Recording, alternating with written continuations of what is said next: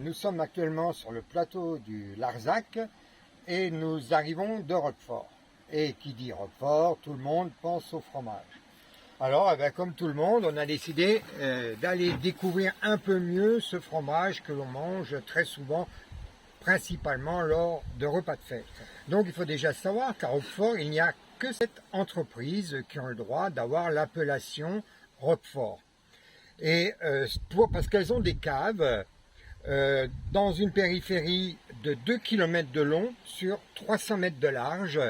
Ce sont d'anciennes cavernes qui ont été aménagées. Et qu'est-ce que ces caves peuvent avoir de particulier? Elles ont des fleurines. Alors qu'est-ce qu'une fleurine? Une fleurine, on pourrait dire, c'est une infractuosité au travers laquelle le vent ou l'air passe, circule, et qui permet à ces caves de maintenir une température et une hygrométrie à peu près pareil tout au long de l'année. Ce qui va permettre au Pénicillium roquefortis de se développer dans le fromage. Les fromages sont affinés, et quelle que soit l'entreprise, au minimum pendant 14 jours, ce sont les règles de l'AOC. Voilà. Après, chacun dit on les laisse un petit peu plus longtemps, une vingtaine de jours.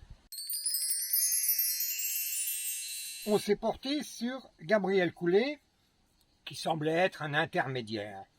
Donc on a été un peu déçus parce que bien la visite est gratuite, on n'a pas de guide, on descend dans les caves, bon il y a des petits panneaux qui expliquent bien. Normalement il y a un film qui explique tout le procédé pour fabriquer le Roquefort depuis la traite de la brebis. Le film, ça fait 10 jours qu'il était en panne, franchement on a été assez déçus.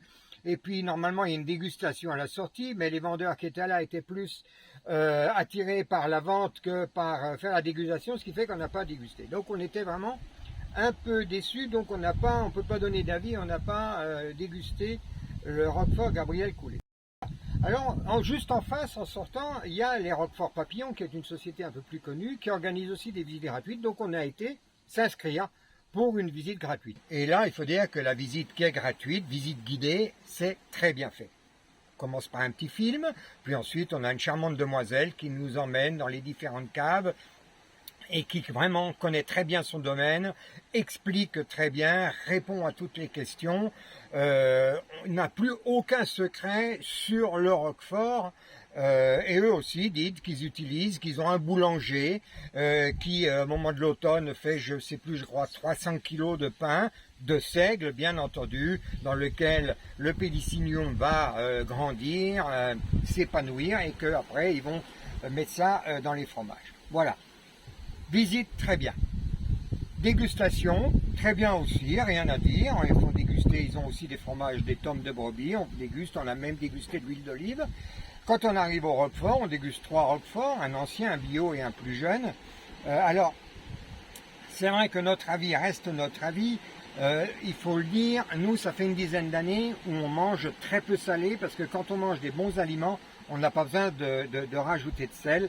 Et quand on a goûté ces Roquefort Papillon, on a eu vraiment la sensation d'une force du sel dans la bouche et ça nous a déplu. Donc on n'a pas acheté de Roquefort Papillon. Nous avons été juste à côté voir les Roquefort Carl. Alors ils n'organisent pas de visite, c'est une entreprise beaucoup plus petite.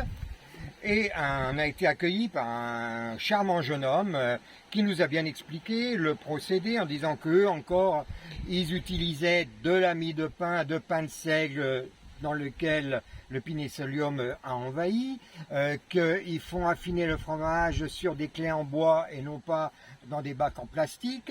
Alors parfois c'est vrai qu'on se demande qui croire, mais on a eu l'occasion de déguster du Roquefort, un jeune et un plus vieux, et franchement c'est un Roquefort qui nous a bien plu, il est là, donc c'est le Roquefort. Après on avait entendu parler d'une coopérative, la Pastourelle. On s'y est rendu, c'est pareil, c'est une coopérative qui regroupe 177 producteurs. Et l'idée de la coopérative, alors c'est pas des petits joueurs, hein. Derrière il y a une grosse entreprise aussi, d'ailleurs ils font aussi la promotion de certains vins, je vous en parle tout à l'heure, mais l'idée quand même de coopérative, c'est quelque chose qui nous a intéressés, on y a été, on a été très bien accueillis, ils font pas de visite, ils sont trop petits pour cela, et on a dégusté bien entendu 2 Roqueforts, il n'y en a pas un panel extrême, il y en a 2, un récent, un plus vieux de 6 mois, et on les a trouvés excellents. Et puis on a entendu parler d'un paysan qui est tout près de Roquefort et qui fait un bleu, il n'a pas le droit de l'appeler un Roquefort puisqu'il n'est plus dans la zone d'appellation, puisqu'il ne va pas être affiné dans ces fameuses caves-grottes, qu'on pourrait dire. Et c'est un bleu d'Alcace qu'on a acheté et qu'on va aussi déguster pour voir si vraiment il y a une grande différence. Et puis, chez Pastourel, comme ils font aussi la promotion de vin, on a trouvé ce vin blanc, Saint-Mont Vigne Retrouvée. Alors les cépages sont incroyables, on n'en a jamais entendu parler, on n'est pas des grands spécialistes, on n'est pas œnologie vigneron, mais on aime quand même les bons vins, enfin les vins qui nous semblent bons à notre palais, parce qu'en plus on a chacun des papilles gustatives différentes. Il y a du Gros Mansingue, du Petit Courbu et de la Ruffiac. On le goûtera tout à l'heure. Alors je vais faire une rapide dégustation parce qu'on les connaît déjà un peu. Déjà le Roquefort Carl, alors il faut savoir que le Roquefort ce sont des pains ronds qui font 2,7 kg à 3 kg et systématiquement toutes les entreprises, avant de le commercialiser alors qu'il est déjà enrobé dans le papier, le coupent en deux pour voir si le Penicillium roquefortis s'est bien développé dans l'ensemble du fromage. Et quand vous coupez un Roquefort, il faut toujours le couper comme ceci parce qu'il y a la partie du centre où il y a plus de moisissure et la partie du talon où il y en a moins. Alors celui-là on l'a très mal coupé, donc je vais continuer à mal le couper. Donc vous voyez, comme j'ai fait, il ne faut pas faire. Alors il est moelleux, il est vraiment bien parfumé. Comme je suis gourmand, je vais terminer sur ce qu'a le couteau. Alors maintenant je vais goûter le Pastourel. Alors je vais prendre plutôt dans la pointe. Vous voyez là, la moisissure est vraiment bien développée. C'est ce qui donne ce fameux goût à ce fromage quand même, qui est partie de notre culture française et qui est quelque chose de merveilleux. Enfin, je pense qu'il y en a qui ne l'aiment peut-être pas, mais... Ah oui.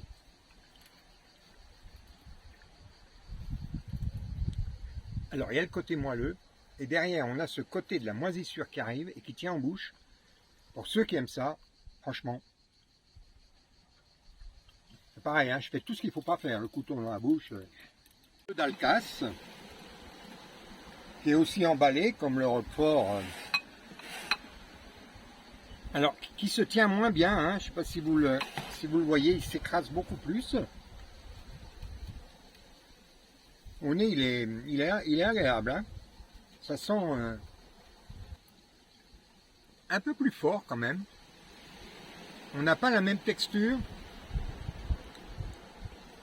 Et on a une forte, il est plus puissant. Voilà.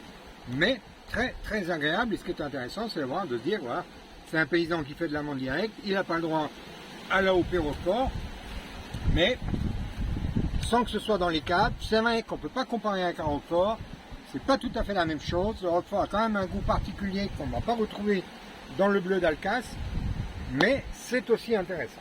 Et voilà, Laetitia qui tient la téléphone caméra Bab, je lui donne aussi droit à une petite dégustation. Alors, on va passer à ce fameux vin, Saint-Mont Vigne Retrouvée. Je trouve que rien que le nom.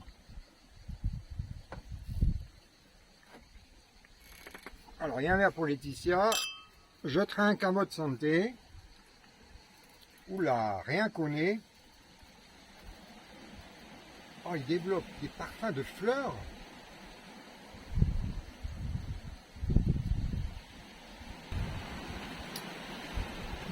On a du parfum de fruits. Il n'est pas sec, il est doux, il est rond en bouche, il tient bien. Franchement, c'est surprenant et très agréable. Alors, ce que je voulais aussi vous dire, c'est que ce vin-là, quand j'ai vu ça et que c'était des vieux cépages, il ne faut pas sortir de Polytechnique pour savoir que c'est des vieux cépages, on n'a pas le même rendement qu'un taux hectare. Donc, je me suis dit, oh, on va avoir des bouteilles entre 15 et 20 euros, mais pas du tout. On a une bouteille là à 9 euros, et à ce prix-là, si j'avais su qu'il était aussi bon, j'en aurais pris 6 bouteilles et pas une seule, parce que tout à l'heure elle va être bue et on n'en aura plus. Si vous voyez maintenant du Roquefort, regardez-le d'une manière différente. Allez sur notre blog, sur Facebook aussi. Je donnerai beaucoup plus de détails sur la fabrication du Roquefort. Et puis maintenant, quand vous prenez un Roquefort dans votre assiette, dégustez-le, prenez-en plaisir. Et sachez qu'il n'y a pas qu'une société, mais il y en a 7 qui ont le droit d'avoir l'AOP Roquefort. Et si vous avez l'occasion d'aller dans cette région, visitez-la, parce que non seulement il y a les caves de Roquefort, mais tout autour, je peux vous dire que si vous aimez la randonnée, vous pouvez vous régaler. Allez, à la bonne vôtre, et n'oubliez pas que la semaine prochaine va sortir mon 3e livre, Tête à tête avec la Sierra Nevada, aux éditions Unayok.